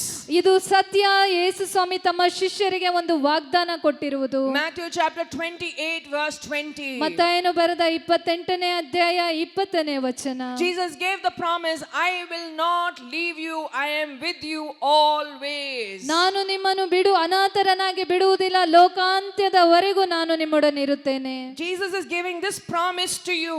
ಯೇಸು ಸ್ವಾಮಿ ಇದೇ ವಾಗ್ದಾನವನ್ನು ನಿಮಗೆ ನೀಡುತ್ತಿದ್ದಾರೆ. I will not leave you an orphan. ನಿಮ್ಮನ್ನು ಅನಾಥರನಾಗಿ ನಾನು ಬಿಡುವುದಿಲ್ಲ. Do you know who an orphan is? ನಿಮಗೆ ತಿಳಿದಿದೆಯಾ ಅನಾಥರು ಎಂದರೆ ಯಾರು? An orphan is one who does not have a father. ಅನಾಥರು ಎಂದರೆ ತಮಗೆ ತಂದೆ ಎತ್ತವರು ಇಲ್ಲದವರು. A father, no father to give him his daily bread. ಅವರಿಗೆ ಅನುದಿನದ ಆಹಾರವನ್ನು ಕೊಡಲು ತಂದೆಯೂ ಇಲ್ಲ. He has to grab, he has to steal if he wants his bread. ಏನಾದರೂ ರೊಟ್ಟಿಯನ್ನು ತಿನ್ನಬೇಕಾದರೆ ಅವನು ಕಳ್ಳತನ ಮಾಡಬೇಕು, ಇಲ್ಲವೇ ಕಿತ್ತುಕೊಳ್ಳಬೇಕು. He is always in tension. ಯಾವಾಗಲೂ ಒತ್ತಡದಲ್ಲಿರುತ್ತಾರೆ. An orphan is one who does not have a father who will protect him. ಅನಾಥರು ಎಂದರೆ ಅವರನ್ನು ರಕ್ಷಿಸಲಿಕ್ಕಾಗಿ ತಂದೆಯೂ ಇರುವುದಿಲ್ಲ. He has to fight. ಆತನು ಹೋರಾಡಬೇಕು. He has to live in fear. ಭಯದಿಂದ ಜೀವಿಸಬೇಕು. But a child of God knows that his father will protect him. ಆದರೆ ದೇವರ ಮಕ್ಕಳಿಗೆ ಇದು ತಿಳಿದಿರಬೇಕು, ದೇವರು ನಮ್ಮನ್ನು ಕಾಪಾಡುತ್ತಾರೆ. That is why Jesus is giving the Holy Spirit to be with us. ಅದಕ್ಕಾಗಿಯೇ ಯೇಸು ನಮಗೆ ನಮ್ಮೊಡನೆ ಇರಲು ಪರಿಶುದ್ಧಾತ್ಮರನ್ನು ಕೊಡುತ್ತಿದ್ದಾರೆ. When Jesus promised the Holy Spirit to the Samaritan woman, ಯಾವಾಗ ಸಮಾರ್ಯದ ಮಹಿಳೆಗೆ ಯೇಸು ಪರಿಶುದ್ಧಾತ್ಮರ ವಾಗ್ದಾನ ನೀಡಿದರೋ, this woman was married 5 times. ಈ ಮಹಿಳೆಯು 5 ಬಾರಿ And ಮದುವೆಯಾಗಿದ್ದಳು. she was living with a 6th man. ಮತ್ತು ಆಕೆಯು 6ನೇ ಒಂದು ಮನುಷ್ಯನೊಂದಿಗೆ That is the ಜೀವಿಸುತ್ತಿದ್ದಳು. problem with sin. ಅದಾಗಿದೆ ಪಾಪದ ಸಮಸ್ಯೆ. You will never be satisfied. ಎಂದಿಗೂ ನಿಮಗೆ And ಸಂತೃಪ್ತಿಯಾಗುವುದಿಲ್ಲ. Jesus told her, ಯೇಸು ಸ್ವಾಮಿ ಆ ಮಹಿಳೆಗೆ ತಿಳಿಸುತ್ತಾರೆ. John chapter 4 verses 13 and 14. ಯೋಹಾನನು ಬರೆದ 4ನೇ ಅಧ್ಯಾಯ 13-14ರಲ್ಲಿ He says, if you drink of this water, you will be thirsty again and again and again. ಈ ನೀರನ್ನು ನೀನು ಕುಡಿದರೆ ಮತ್ತೆ ಮತ್ತೆ ನಿನಗೆ ದಾಹವಾಗುತ್ತದೆ. But if you drink of the Holy Spirit, ಆದರೆ ನೀನು ಪರಿಶುದ್ಧಾತ್ಮರನ್ನು ಕುಡಿದೆಯಾದರೆ you will be filled to the overflowing. ಇದು ನೀನು ತುಂಬಿಸಲ್ಪಡುತ್ತಿ. ಅದು ಎಲ್ಲಿಯವರೆಗೆ ಅಂದರೆ ಉಕ್ಕಿ ಅದು ಹೊರ ಚಿಮ್ಮುವವರೆಗೆ. When Jesus promised the disciples the Holy Spirit, ಯಾವಾಗ ಯೇಸು ಪರಿಶುದ್ಧಾತ್ಮರನ್ನು ವಾಗ್ದಾನ ಮಾಡಿದರೋ ಪ್ರೇಷಿತರಿಗೆ, He said, you will be my witnesses in Jerusalem, Judea, Samaria, to the ends of the earth. ನೀವು ಜುದೇಯದಲ್ಲೂ ಸಮಾರ್ಯದಲ್ಲೂ ಜೆರುಸಲೇಮಿನಲ್ಲೂ ಭೂಲೋಕದ ಕಟ್ಟ ಕಡೆಯವರೆಗೂ ನನಗೆ ಸಾಕ್ಷಿಗಳಾಗುವಿರಿ ಎಂದರು. What is the meaning of being a witness? ಸಾಕ್ಷಿಯಾಗಿ ಜೀವಿಸುವುದು ಅಂದರೆ ಅರ್ಥವೇನು? When people see your life, ಯಾವಾಗ ಜನರು ನಿನ್ನ ಜೀವಿತವನ್ನು ನೋಡುತ್ತಾರೋ, when people see your family, ಯಾವಾಗ ಜನರು ನಿನ್ನ ಕುಟುಂಬವನ್ನು ನೋಡುತ್ತಾರೋ, they will see the power of God. ಅವರು ದೇವರ ಶಕ್ತಿಯನ್ನು ನೋಡುತ್ತಾರೆ. When you have the Holy Spirit, ಯಾವಾಗ ನಿನ್ನಲ್ಲಿ ಪರಿಶುದ್ಧಾತ್ಮರು ಇರುತ್ತಾರೋ, your family will be saved. ನಿನ್ನ ಕುಟುಂಬವು ರಕ್ಷಣೆ ಹೊಂದುತ್ತದೆ. Acts chapter 16 verse 31. ಪ್ರೇಷಿತರ ಕಾರ್ಯಕಲಾಪ 16ನೇ ಅಧ್ಯಾಯ 31ನೇ ವಚನ. The word of God says, believe in the Lord Jesus, you and your family will be saved. ದೇವರ ವಾಕ್ಯ ತಿಳಿಸುತ್ತದೆ, ಪ್ರಭುವಿನಲ್ಲಿ ನೀನು ವಿಶ್ವಾಸಿಸು, ನೀನು ನಿನ್ನ ಕುಟುಂಬವು ಜೀವೋದ್ಧಾರ ರಕ್ಷಣೆಯನ್ನು ಹೊಂದುವುದು. God brought you here ದೇವರು ನಿನ್ನನ್ನು ಇಲ್ಲಿ ಕರೆದು ತಂದಿದ್ದಾರೆ. so that when you go back, ಯಾವಾಗ ನೀನು ಹಿಂದಿರುಗಿ ಹೋಗುತ್ತೀಯೋ, you can bring salvation to your family. ನಿನ್ನ ಕುಟುಂಬಕ್ಕೆ ನೀನು ರಕ್ಷಣೆಯನ್ನು ತಂದು ಕೊಡುತ್ತೀ. You may think, who am I that they will listen to me? ನೀನು ಯೋಚಿಸಬಹುದು, ನನ್ನ ಮಾತನ್ನು ಕೇಳ ಹೇಗೆ ತಾನೇ ನನ್ನ ಕುಟುಂಬದವರು ಕೇಳಿ ಯಾರು? Maybe you are the one whom everybody blames. ಒಂದು ವೇಳೆ ನೀನಾಗಿರಬಹುದು, ಬೇರೆಯವರು ನಿನ್ನನ್ನು ದೂಷಿಸಬಹುದು. Maybe your children do not listen to you. ಒಂದು ವೇಳೆ ಮಕ್ಕಳು ನಿನ್ನ ಮಾತನ್ನು ಕೇಳದೇ ಇರಬಹುದು. Maybe your parents don't respect you. ಒಂದು ವೇಳೆ ನಿನ್ನ ತಂದೆ ತಾಯಿಯರು ನಿನ್ನನ್ನು ಗೌರವಿಸದೇ ಇರಬಹುದು. But it is exactly here that we need to look at Mother Mary. ಇದನ್ನು ನಾವು ಸರಿಯಾಗಿ ಮಾತೆ ಮರಿಯಮ್ಮರವರ ಬಗ್ಗೆ ದೃಷ್ಟಿಸಿ She ನೋಡಬೇಕು. was a young girl. ಆಕೆಯು ಯೌವನಸ್ಥ And the ಹುಡುಗಿಯಾಗಿದ್ದಳು. angel of God told her, ಮತ್ತು ದೇವದೂತನು ಆಕೆಗೆ ತಿಳಿಸಿದನು, you will give Jesus to the world. ನೀನು ಯೇಸುವನ್ನು ಜೀವವನ್ನು ಈ ಲೋಕಕ್ಕೆ ಕೊಡುತ್ತಿ. You will bear the Son of the Most High God. ನೀನು ದೇವರ ಮಹೋನ್ನತ ಮಗನನ್ನು ನೀನು ಗರ್ಭ ಧರಿಸುತ್ತಿ. And she asked a question. ಆಕೆ ಒಂದು ಪ್ರಶ್ನೆಯನ್ನು ಕೇಳುತ್ತಾಳೆ. How can this be? ಇದು ಹೇಗೆ ಸಾಧ್ಯ?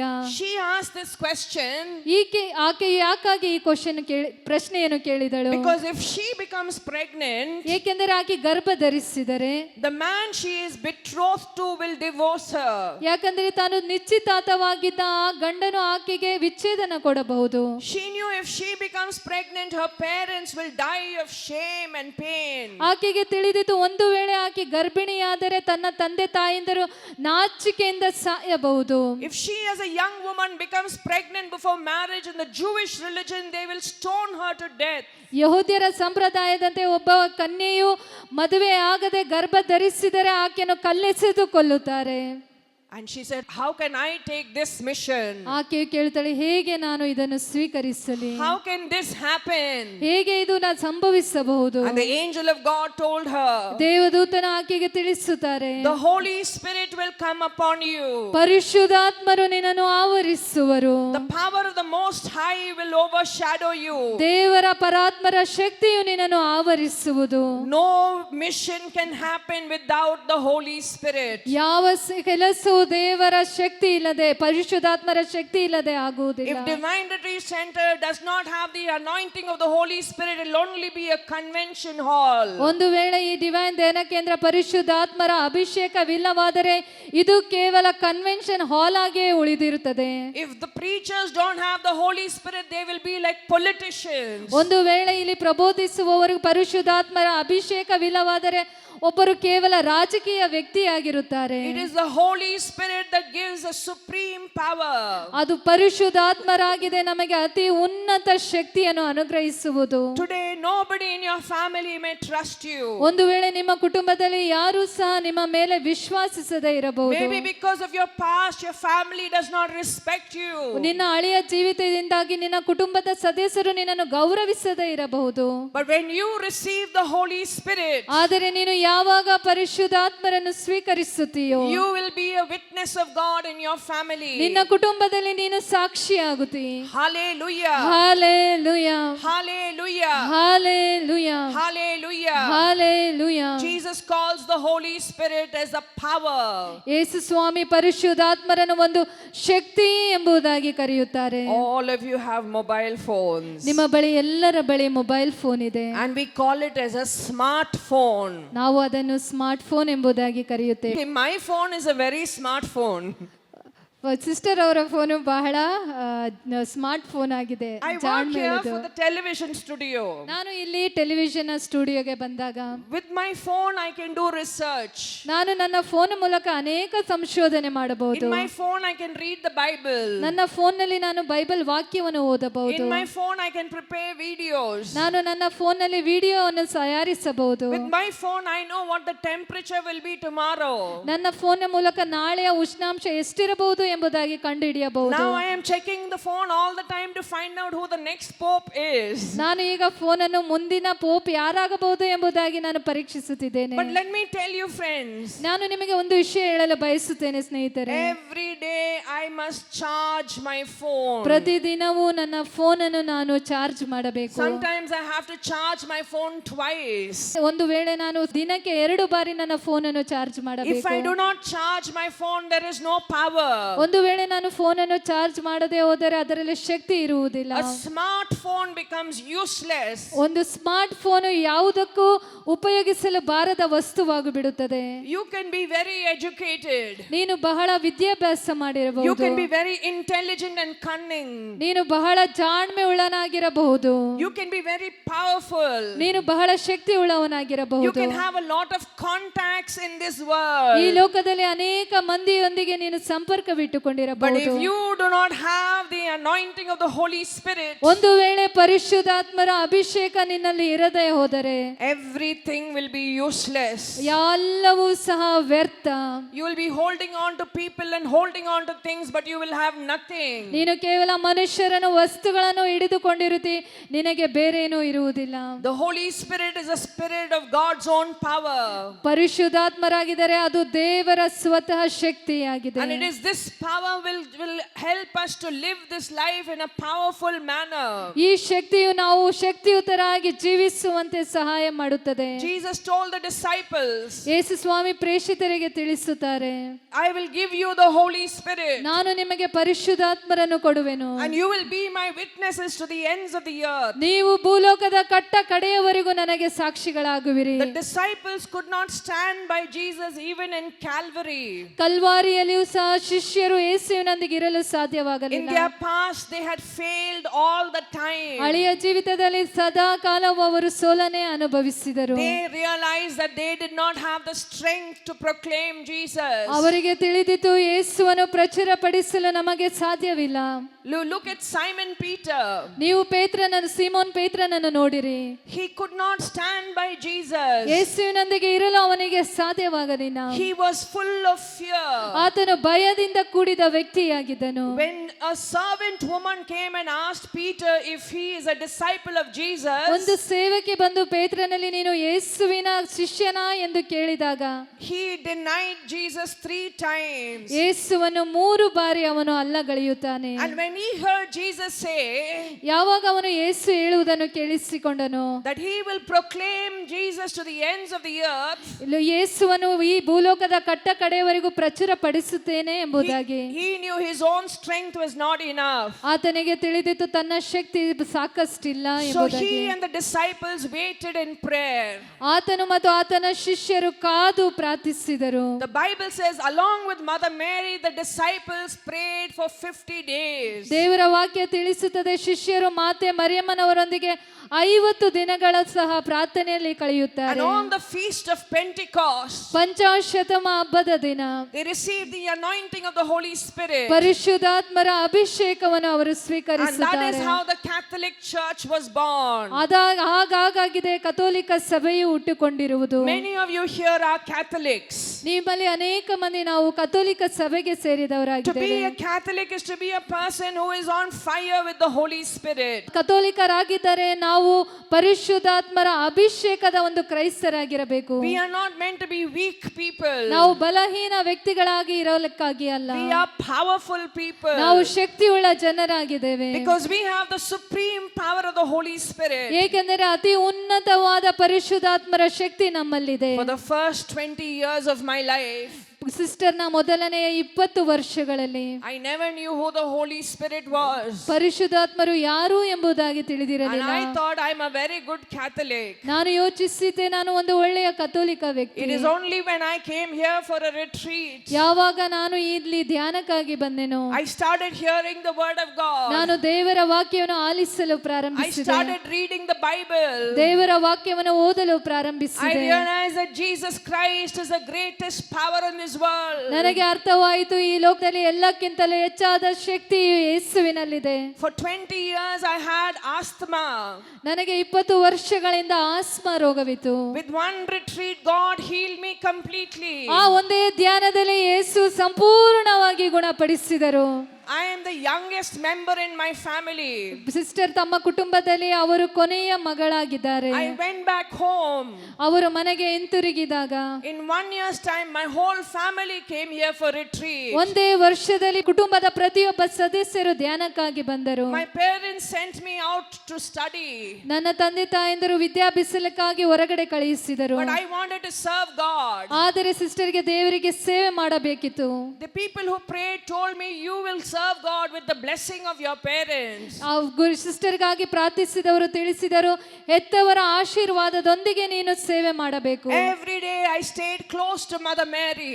ನಾನು ಪ್ರತಿದಿನವೂ ಮಾತೆ ಮರಿಯಮ್ಮನವರಿಗೆ ಒಂದಿಗೆ ಪ್ರಾರ್ಥಿಸಿದೆ. With Mother Mary I told God, I am your servant, let your will be done in my life. ಮಾತೆ ಮರಿಯಮ್ಮನಲ್ಲಿ ತಿಳಿಸಿದೆ, ನಿಮ್ಮ ಪುತ್ರನ ಚಿತ್ತವೇ ನನ್ನ ಜೀವಿತದಲ್ಲಿ ನಡೆಯಲಿ. Every day I would spend 1 hour praying for the Holy Spirit. ಪ್ರತಿದಿನವೂ 1 ತಾಸು ಮಾಸ ನಾನು ಪರಿಶುದ್ಧಾತ್ಮರಿಗಾಗಿ ಪ್ರಾರ್ಥಿಸಲು ಪ್ರಾರಂಭಿಸಿದೆ. In 6 years, God brought me to the Divine Retreat Center. 6 ವರ್ಷಗಳಲ್ಲಿ ದೇವರು ಈ ಧ್ಯಾನ ಕೇಂದ್ರದಲ್ಲಿ ನನ್ನನ್ನು ಕರೆದು ತಂದರು. And now I am serving God for 23 years. 23 ವರ್ಷಗಳಿಂದ ಸಿಸ್ಟರ್ ಇಲ್ಲಿ ಸೇವೆ ಸಲ್ಲಿಸುತ್ತಿದ್ದಾರೆ. Hallelujah. Hallelujah, Hallelujah. Hallelujah, Hallelujah. Hallelujah. The Holy Spirit takes ordinary people and gives them an extraordinary life. ಯೇಸು ಪರಿಶುದ್ಧಾತ್ಮರು ಒಬ್ಬ ಸಾಮಾನ್ಯ ವ್ಯಕ್ತಿಯನ್ನು ಕೊಟ್ಟು ತೆಗೆದುಕೊಂಡು ಅಸಾಧಾರಣ ವ್ಯಕ್ತಿಯನ್ನಾಗಿ ನಮ್ಮನ್ನು ಮಾಡುತ್ತಾರೆ. The Holy Spirit took a shepherd boy and made him a king. ಪರಿಶುದ್ಧಾತ್ಮರು ಒಬ್ಬ ಕುರಿ ಕಾಯಿಸುವ ಹುಡುಗನನ್ನು ತೆಗೆದುಕೊಂಡು ರಾಜನಾಗಿ And ಮಾಡುತ್ತಾರೆ. that is King David. ಅದಾಗಿದೆ ದಾವೀದ ಅರಸ. Even his father did not respect him. ಅವನ ತಂದೆಯೂ ಸಹ ಅವನನ್ನು ಗೌರವಿಸಲಿಲ್ಲ. But God the Father had a plan for him. ಆದರೆ ತಂದೆಯಾದ ದೇವರು ಆ ಹುಡುಗನ ಮೇಲೆ ಯೋಜನೆಯನ್ನು ಹೊಂದಿದ್ದರು. Moses was a stammerer. ಮೋಶೆಗೆ ತೊದಲು ಮಾತನಾಡುವವನಾಗಿದ್ದನು. He was a man who was afraid. ಯಾವಾಗಲೂ ಭಯದಿಂದ ಕೂಡಿದ He ವ್ಯಕ್ತಿಯಾಗಿದ್ದನು. was hiding away. ಆತನು ಬಚ್ಚಿಟ್ಟುಕೊಂಡು But ಜೀವಿಸುತ್ತಿದ್ದನು. God chose him and anointed him with the Holy Spirit. ಆದರೆ ದೇವನನ್ನು ಆರಿಸಿ ಪರಿಶುದ್ಧಾತ್ಮರಿಂದ ತುಂಬಿಸಿದರು. And he led the people of Israel from slavery to freedom. ಆತನು ಇಸ್ರಾಯೇಲರನ್ನು ಗುಲಾಮತನದಿಂದ ಸ್ವಾತಂತ್ರ್ಯ ಜೀವಿತಕ್ಕೆ ನಡೆಸಿದನು. The word of God says God has a plan for your life. ದೇವರ ವಾಕ್ಯ ತಿಳಿಸುತ್ತದೆ, ನಿಮ್ಮ ಜೀವಿತದಲ್ಲಿ ದೇವರಿಗೆ ಒಂದು ಯೋಜನೆ ಇದೆ. You may be young, you may be old. ನೀನು ವಯಸ್ಕನಾಗಿರಬಹುದು, ಯವನಸ್ಥನಾಗಿರಬಹುದು, ಇಲ್ಲವೇ You ಮುದುಕರಾಗಿರಬಹುದು. may be sick, you may be healthy. ನೀನು ಆರೋಗ್ಯವಂತರಾಗಿರಬಹುದು, ಇಲ್ಲವೇ ನೀನು You ಅನಾರೋಗ್ಯರಾಗಿರಬಹುದು. may be rich, you may be poor. ನೀವು ಶ್ರೀಮಂತರಾಗಿರಲಿ, ಇಲ್ಲವೇ ಬಡವರಾಗಿರಲಿ. But if you are open to the Holy Spirit, ಒಂದು ವೇಳೆ ನೀನು ಪರಿಶುದ್ಧಾತ್ಮರಿಗೆ ನಿನ್ನನ್ನೇ ತೆರೆದುಕೊಟ್ಟೆಯಾದರೆ you will receive the power of God. ನೀನು ಪರಿಶುದ್ಧಾತ್ಮನ ಶಕ್ತಿಯನ್ನು, ದೇವರ ಶಕ್ತಿಯನ್ನು In ಹೊಂದಿಕೊಳ್ಳುತ್ತೀಯ. your life, you can fulfill the plan of God. ನಿನ್ನ ಜೀವಿತದಲ್ಲಿ ದೇವರ ಯೋಜನೆಯನ್ನು ನೀನು ಪೂರೈಸಬಹುದು. And God's plan is better than your plan. ದೇವರ ಯೋಜನೆಯು ನಿನ್ನ ಯೋಜನೆಯಕ್ಕಿಂತ ಉತ್ತಮವಾಗಿದೆ. Isaiah chapter 55 verses 8 and 9. ಯೆಶಾಯನು ಬರೆದ 55ನೇ ಅಧ್ಯಾಯ 8-9ನೇ ವಚನ. God says, your ways are not my ways. ದೇವರ ವಾಕ್ಯ ತಿಳಿಸುತ್ತದೆ, ನಿಮ್ಮ ಮಾರ್ಗಗಳು ನನ್ನ ಮಾರ್ಗಗಳಲ್ಲ. Higher than the heavens are above the earth. ಈ ಆಕಾಶಕ್ಕಿಂತ ಉನ್ನತವಾಗಿದೆ. So much greater are my ways over your ways for your happiness. ಅಷ್ಟೊಂದು ಉನ್ನತವಾಗಿದೆ ನಿನ್ನ ಮಾರ್ಗಗಳಿಂದ ನನ್ನ ಮಾರ್ಗ ಮತ್ತು ಸಂತೋಷದದ್ದು. Simon Peter was a fisherman. ಸೀಮೋನ ಪೇತ್ರನು ಒಬ್ಬ ಮೀನುಗಾರನಾಗಿದ್ದನು. He only denied Jesus. ಅವನು ಯೇಸುವನ್ನು ಅಲ್ಲಗಳೆದ ವ್ಯಕ್ತಿ. When he received the Holy Spirit, ಯಾವಾಗ ಅವನು ಪರಿಶುದ್ಧಾತ್ಮರನ್ನು ಸ್ವೀಕರಿಸಿದನು, he will proclaim Jesus. ಆತನು ಯೇಸುವನ್ನು ಪ್ರಚುರಪಡಿಸಿದನು. He was so powerful. ಅವನು ಇಷ್ಟು ಶಕ್ತಿ ಉಳ್ಳವನಾಗಿದ್ದನೆಂದರೆ When he gave his first sermon, ಯಾವಾಗ ಈ ಪೇತ್ರನು ತನ್ನ ಮೊದಲನೆಯ ಪ್ರಸಂಗದಲ್ಲಿಯೇ 3,000 people were cut to the heart. 3,000 ಜನರು ಮನ ಪರಿವರ್ತನೆ ಹೊಂದಿದರು. He went to the very high priest who crucified Jesus. He went to that high priest and proclaimed Jesus. ಯೇಸುವನ್ನು ಕೊಂದ ಆ ಪ್ರಧಾನ ಯಾಜಕನ ಬಳಿಗೆ ಹೋಗಿ ಯೇಸುವನ್ನು ಅಲ್ಲಿ ಪ್ರಕಟಪಡಿಸುತ್ತಾನೆ. Simon Peter could never pray. ಸಿಮೋನ ಪೇತ್ರನಿಗೆ ಪ್ರಾರ್ಥಿಸಲು ಸಾಧ್ಯವಾಗುತ್ತಿರಲಿಲ್ಲ. When Jesus asked him to pray, ಯಾವಾಗ ಯೇಸು ಅವನಿಗೆ ಪ್ರಾರ್ಥಿಸು ಎಂದು ಹೇಳಿದರೋ, Simon Peter slept. ಸಿಮೋನ ಪೇತ್ರನು ನಿದ್ರೆ ಮಾಡಿದನು. Many of us sleep in the church. ನಮ್ಮಲ್ಲಿ ಅನೇಕ ಮಂದಿ ನಾವು ಚರ್ಚಲ್ಲಿ ನಿದ್ದೆ ಮಾಡುತ್ತೇವೆ. In the night you are watching the mobile phone. ರಾತ್ರಿ ಸಮಯದಲ್ಲಿ ನಾವು ಫೋನ್ ಅನ್ನು ನೋಡುತ್ತಾ ಇರುತ್ತೇವೆ. And then you come to retreat hall and you sleep.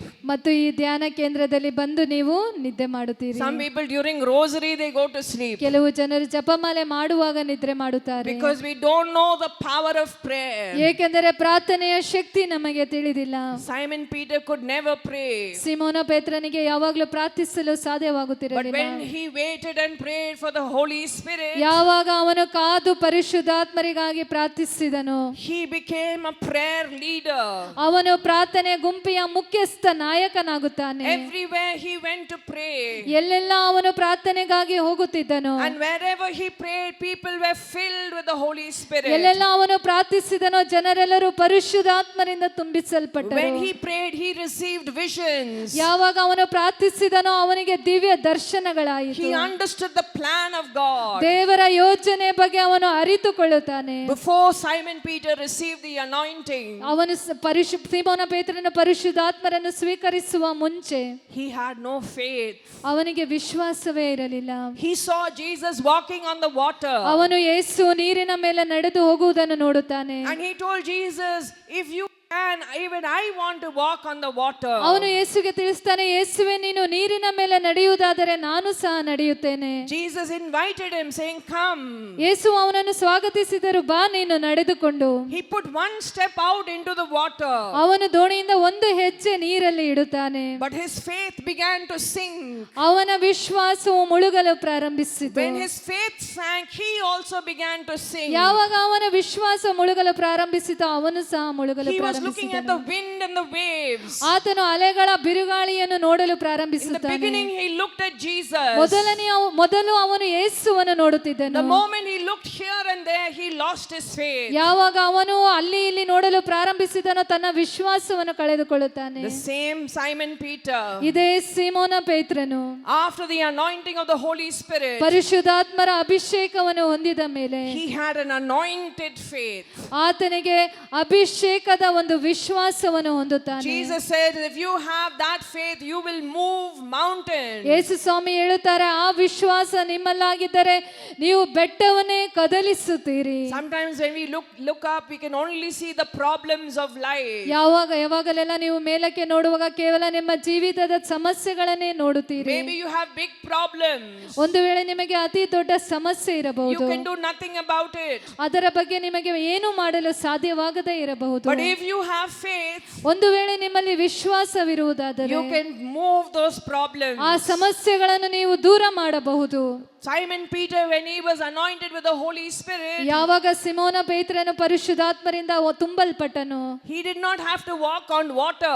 ಅವನು ನೀರಿನ ಮೇಲೆ ನಡೆಯುವ ಅವಶ್ಯಕತೆ ಇರಲಿಲ್ಲ. Something else was happening when he was walking. ಅವನು ನಡೆಯುವಾಗ ಬೇರೆಯೇ ಸಂಭವಿಸುತ್ತಿತ್ತು. When people knew, oh, today Simon Peter is going this way, ಯಾವಾಗ ಈ ಜನರಿಗೆ ತಿಳಿಯಿತು ಪೇತ್ರನು ಈ ಹಾದಿಯಲ್ಲಿ ಹಾದು ಹೋಗುತ್ತಿದ್ದಾನೆ ಎಂಬುದಾಗಿ, they will take all those who are sick and lay them by the road. ಜನರು ಎಲ್ಲ ರೋಗಗ್ರಸ್ತರನ್ನು ಈ ದಾರಿಯ ಪಕ್ಕದಲ್ಲಿ ಮಲಗಿಸಲು ಪ್ರಾರಂಭಿಸಿದರು. And when Simon Peter walked, ಯಾವಾಗ ಪೇತ್ರನು ನಡೆದು ಹೋದನು, the people who were touched by the shadow of Simon Peter, ಪೇತ್ರನ ನೆರಳು ಯಾರನ್ನೆಲ್ಲ ಸ್ಪರ್ಶಿಸಿತು, they got healing. ಅವರೆಲ್ಲರೂ ಗುಣ ಹೊಂದುತ್ತಾರೆ. Even the shadow of Simon Peter gave healing. ಪೇತ್ರನ ನೆರಳಿಗೂ ಸಹ ಗುಣಪಡಿಸುವ ಶಕ್ತಿ ಇತ್ತು. Today, friends, you need to ask yourself this question. ಪ್ರಿಯರೇ, ಇಂದು ನೀವು ನಿಮ್ಮಲ್ಲೇ ಒಂದು ಪ್ರಶ್ನೆಯನ್ನು ಕೇಳಿಕೊಳ್ಳಬೇಕು. Does your shadow bring healing? ನಿಮ್ಮ ನೆರಳು ಬೇರೆಯವರಿಗೆ ಸೌಖ್ಯವನ್ನು ಕೊಡುತ್ತಿದೆಯಾ? When you enter your family, ಯಾವಾಗ ನೀವು ನಿಮ್ಮ ಕುಟುಂಬವನ್ನು ಪ್ರವೇಶಿಸುತ್ತೀರೋ, are you bringing healing in your family? ನಿಮ್ಮ ಕುಟುಂಬಕ್ಕೆ ನೀವು ಸೌಖ್ಯವನ್ನು ತರುತ್ತಿದ್ದೀರೋ, Or are you bringing problems in your family? ಇಲ್ಲವೇ ನಿಮ್ಮ ಕುಟುಂಬಕ್ಕೆ ನೀವು ಸಮಸ್ಯೆಯನ್ನು We ತರುತ್ತಿದ್ದೀರೋ? need to stop blaming ourselves. ನಮ್ಮನ್ನೇ ನಾವು ದೂರ ಮಾಡುವುದನ್ನು ನಿಂದಿರಿಸೋಣ. The moment we look to ourselves, we will fall. ಯಾವಾಗ ಕ್ಷಣ ನಾವು ನಮ್ಮನ್ನೇ ನೋಡುತ್ತೀವೋ ನಾವು ಬಿದ್ದು ಹೋಗುತ್ತೇವೆ. We need to look at God. ನಾವು ದೇವರ ಬಳಿಗೆ ನೋಡಬೇಕು. We need to ask the Lord for the Holy Spirit. ನಾವು ಪ್ರಭುವಲ್ಲಿ ಕೇಳಬೇಕು ಪರಿಶುದ್ಧಾತ್ಮರ ಶಕ್ತಿಗಾಗಿ. Jesus says, if you ask, you will receive. ಯೇಸು ಸ್ವಾಮಿ ತಿಳಿಸುತ್ತಾರೆ, ಕೇಳಿದರೆ ನಿನಗೆ ದೊರಕುವುದು, If you seek, you will find. ಹುಡುಕಿದರೆ ನಿಮಗೆ ಸಿಗುವುದು, If you knock, the door will be opened. ತಟ್ಟಿದರೆ ನಿಮಗೆ ಬಾಗಿಲು ತೆರೆಯಲ್ಪಡುವುದು. These are the words of Jesus. ಇದು ಯೇಸುವಿನ ಮಾತುಗಳಾಗಿವೆ. His words are true. ಆತನ ಯೇಸುವಿನ ವಾಕ್ಯಗಳು ಸತ್ಯವಾಗಿವೆ. Friends, today you have come here for this retreat. ಪ್ರಿಯರೇ, ಇಂದು ನೀವು ಈ ಧ್ಯಾನಕ್ಕಾಗಿ ಬಂದಿದ್ದೀರಿ. Jesus says, anyone ಯೇಸು ಸ್ವಾಮಿ ತಿಳಿಸುತ್ತಾರೆ, ಯಾರಾದರೂ who thirsts for the Holy Spirit ಪರಿಶುದ್ಧಾತ್ಮರಿಗಾಗಿ ದಾಹದಿಂದಿದ್ದೀರೋ, will be filled with the Holy Spirit. ಪರಿಶುದ್ಧಾತ್ಮರಿಂದ ನೀವು ತುಂಬಿಸಲ್ಪಡುತ್ತೀರಿ. Anyone means any one of us. ಯಾರಾದರೂ ಅಂದರೆ ನಿಮ್ಮಲ್ಲಿ ಯಾರೇ ಆಗಿರಬಹುದು, as long as you have a thirst for the Holy Spirit, ಪರಿಶುದ್ಧಾತ್ಮರ ದಾಹ ನಿಮ್ಮಲ್ಲಿ ಇರುವವರೆಗೂ you will be filled with the Holy Spirit. ನೀವು ಪರಿಶುದ್ಧಾತ್ಮರಿಂದ ತುಂಬಿಸಲ್ಪಡುತ್ತೀರಿ. Till now we were thirsting for good food. ಇಲ್ಲಿಯವರೆಗೂ ನಾವು ಒಳ್ಳೆಯ ಊಟಕ್ಕಾಗಿ ದಾಹ ಪಡುತ್ತಿದ್ದೆವು. Till now you're thirsting for your family member to love you. ಇಲ್ಲಿಯವರೆಗೂ ನೀವು ನಿಮ್ಮ ಕುಟುಂಬ ಸದಸ್ಯರು ನಿಮ್ಮನ್ನು ಪ್ರೀತಿಸಬೇಕು ಎಂಬುದಾಗಿ ಬಯಸುತ್ತಿದ್ದೀರಿ. The word of God tells us in Romans 5:5. ದೇವರ ವಾಕ್ಯವು ರೋಮನರಿಗೆ ಬರೆದ 5ನೇ ಅಧ್ಯಾಯ 5ನೇ ವಚನದಲ್ಲಿ The ತಿಳಿಸುತ್ತದೆ. Holy Spirit will pour the love of God in your heart. ದೇವರ ಪರಿಶುದ್ಧಾತ್ಮರು ನಿಮ್ಮ ಹೃದಯಗಳಲ್ಲಿ ದೇವರ ಪ್ರೀತಿಯನ್ನು ಸುರಿಸುತ್ತಾರೆ. When you are filled with the love of God, ಯಾವಾಗ ನೀವು ದೇವರ ಪ್ರೀತಿಯಿಂದ ತುಂಬಿಸಲ್ಪಡುತ್ತೀರೋ, you will not be thirsty for human love. ಮನುಷ್ಯರ ಪ್ರೀತಿಗಾಗಿ ನೀವು ತವಕ ಪಡುವುದಿಲ್ಲ. When you are filled with the Holy Spirit, ಯಾವಾಗ ನೀವು ಪರಿಶುದ್ಧಾತ್ಮರಿಂದ ತುಂಬಿಸಲ್ಪಡುತ್ತೀರೋ, you will be overflowing with love. ನೀವು ದೇವರ ಪ್ರೀತಿಯಿಂದ ತುಂಬಿ ತುಳುಕುತ್ತೀರಿ. There are husbands and wives here. ಇಲ್ಲಿ ಗಂಡ ಹೆಂಡತಿಯರಿದ್ದೀರಿ. You're all the time anxious. ನೀವು ಯಾವಾಗಲೂ ಕಳವಳ ಚಿಂತೆಯಲ್ಲಿ ಇರುತ್ತೀರಿ. Will my husband love me at least now? ಅಲ್ಲಿ ಈ ಸಮಯದಲ್ಲಾದರೂ ನನ್ನ ಗಂಡ ನನ್ನನ್ನು ಪ್ರೀತಿಸಬಹುದೇ? Some families, ಕೆಲವೊಂದು ಕುಟುಂಬಗಳು they're worried, will my child love me or my wife? ಯೋಚಿಸುತ್ತೇವೆ, ಮಗು ಅಪ್ಪನನ್ನು ಪ್ರೀತಿಸುತ್ತಾನ, ಅಮ್ಮನನ್ನು ಪ್ರೀತಿಸಬಹುದಾ?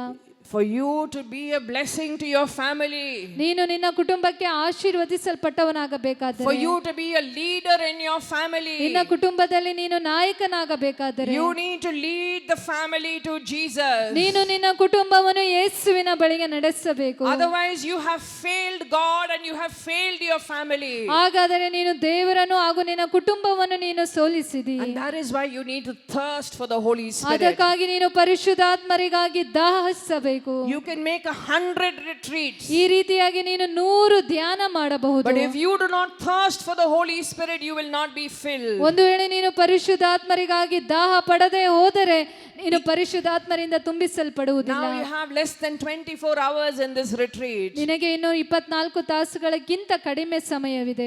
Now this moment I need to make a decision. ಈ ಸಮಯದಲ್ಲಿ ನೀನು ನಿರ್ಧಾರ ಮಾಡಬೇಕು. Lord, I need your Holy Spirit. ಪ್ರಭುವೇ, ನನಗೆ ಪರಿಶುದ್ಧಾತ್ಮರು ಬೇಕು. Maybe till now your God has been your mobile phone. ಇಲ್ಲಿ ನಿನ್ನ ಮೊಬೈಲ್ ಫೋನ್ ನಿನ್ನ ದೇವರಾಗಿರಬಹುದು. Maybe your God has been food. ನಿನ್ನ ಊಟವೇ ನಿನ್ನ ದೇವರಾಗಿರಬಹುದು. Maybe your God is some human being. ಒಬ್ಬ ಮನುಷ್ಯ ನಿನ್ನ ದೇವರಾಗಿರಬಹುದು. Mother Teresa says, Mother Teresa ಹೀಗೆಂದು ತಿಳಿಸುತ್ತಾರೆ, even God cannot fill somebody who is already full.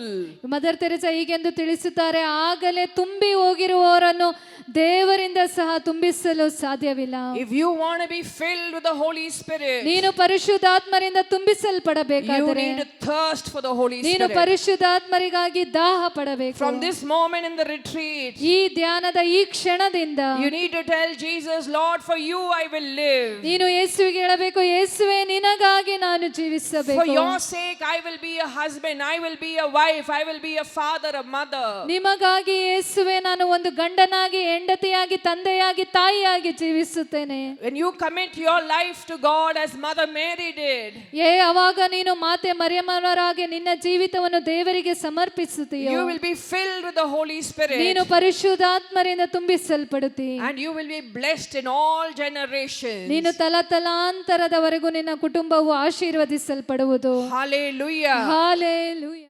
ರೋಗಿಗೆ ಸೌಖ್ಯವ ಕೊಡಲು But dear friends, ಬಂದಿತರಿಗೆ ಬಿಡುಗಡೆ. we have a beautiful retreat in Canada. Bishops and preachers from different parts of the country are coming for this special retreat. In the name of the Father, and of the Son, and of the Holy Spirit. What is God doing in our hearts?